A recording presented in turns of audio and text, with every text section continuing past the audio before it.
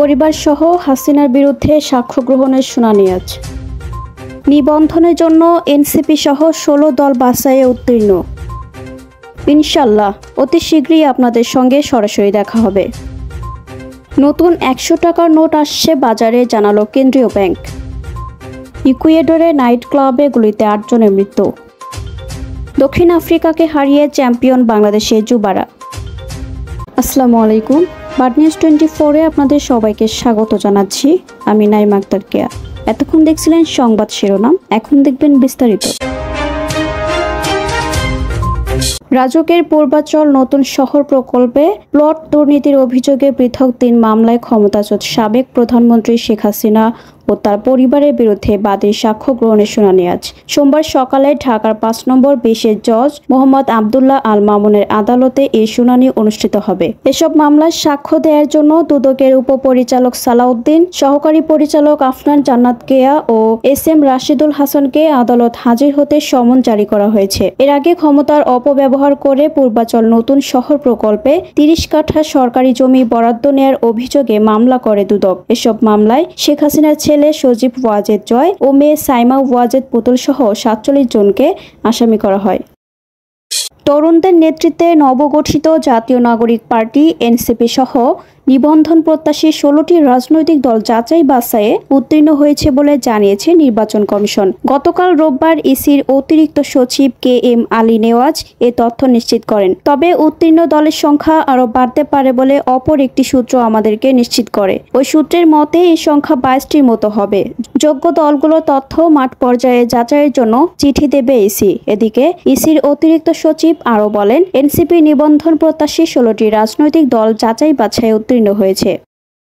বিএনপির ভারপ্রাপ্ত চেয়ারম্যান তারেক রহমান দলের নেতা কর্মীদের উদ্দেশ্যে বলেছেন, ইনশাল্লাহ অতি শীঘ্রই আপনাদের সঙ্গে সামনাসামনি সরাসরি দেখা হবে। রোববার রাজশাহী মহানগর বিএনপির দ্বিবার্ষিক সম্মেলনে লন্ডন থেকে ভার্চুয়ালি প্রধান অতিথির বক্তব্যে তিনি একথা বলেন। তারেক রহমান বলেন, পদ্মাসহ অন্যান্য নদীর পানির ন্যায্য হিস্সা আদায়ে প্রয়োজনে আন্তর্জাতিক আদালতে যাবে বিএনপি। আমাদের কলকারখানা গড়ে তুলতে হবে, সেখানে যুবকদের কর্মসংস্থান ব্যবস্থা করতে হবে, আমাদের কৃষি উৎপাদন বাড়তে হবে। তিনি বলেন, বিএনপি সরকার গঠন করলে অনেক চ্যালেঞ্জ মোকাবিলা করতে হবে। চিকিৎসা ও শিক্ষাক্ষেত্র একেবারে ধ্বংস করে ফেলেছে ফ্যাসিস্ট সরকার। ক্ষমতায় আসার পর যুবকদের প্রশিক্ষণ দিয়ে তাদের বেকারত্ব দূর করতে হবে। স্বৈরাচার সরকারের সমালোচনা করে তারেক রহমান বলেন, স্বৈরাচার এদেশের অর্থনীতি, স্বাস্থ্য, আইনশৃঙ্খলা রক্ষা বাহিনীকে ধ্বংস করে দিয়েছে। তা আবার পুনর্গঠন করবে বিএনপি।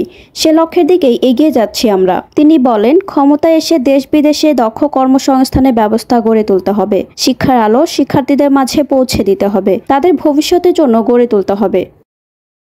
আগামী 12 আগস্ট নতুন নকশার 100 টাকার নোট বাজারে আসছে। প্রাথমিকভাবে নতুন নকশার এই নোটটি বাংলাদেশ ব্যাংকের মতিঝিল অফিস থেকে এবং পরবর্তীতে অন্যান্য অফিস থেকে ইস্যু করা হবে। রোববার কেন্দ্রীয় ব্যাংকের এক সংবাদ বিজ্ঞপ্তিতে এ তথ্য জানানো হয়েছে। এর আগে 1,50,000 ও 20 টাকার নতুন ডিজাইনের নোট বাজারে ছাড়া হয়। ইকুয়েডরের দক্ষিণ পশ্চিমাঞ্চলে একটি নাইট ক্লাবের বাইরে বন্দুক হামলায় 8 জন নিহত হয়েছে। এতে আহত হয়েছেন আরও 2 জন। রোববার পুলিশ এ তথ্য জানিয়েছে।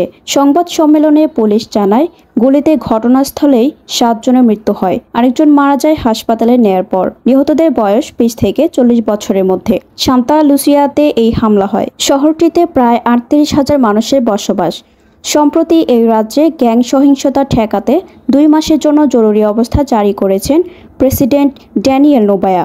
পুলিশ কর্নেল চাঙ্গো বলেন, বন্দুকধারী 2টি পিকআপ ও মোটরসাইকেলে করে এসে এলোপাথারি গুলি চালায়। ন্যাপলোপের ওই নাইট ক্লাবে স্থানীয় সময় রাত 1:15 এমন ঘটনা ঘটে। এলোপাতারি গুলি চালিয়ে তারা দ্রুত পালিয়ে যায়। পুলিশ ঘটনাস্থল থেকে 800 কার্তুজের খোসা উদ্ধার করেছে। তবে কী কারণে গুলি চালানো হয়েছে তা জানতে পারেনি পুলিশ।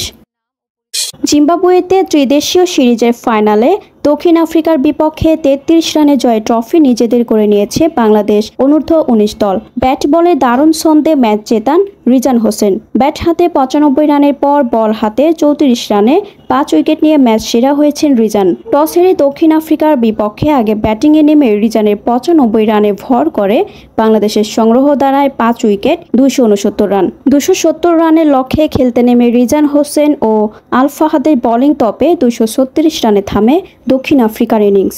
এতক্ষণ আমাদের সাথে থাকার জন্য আপনাদের সবাইকে ধন্যবাদ। পরবর্তী সংবাদ দেখার জন্য আমন্ত্রণ এবং সাবস্ক্রাইব করে বার্ড নিউজের পাশে থাকুন।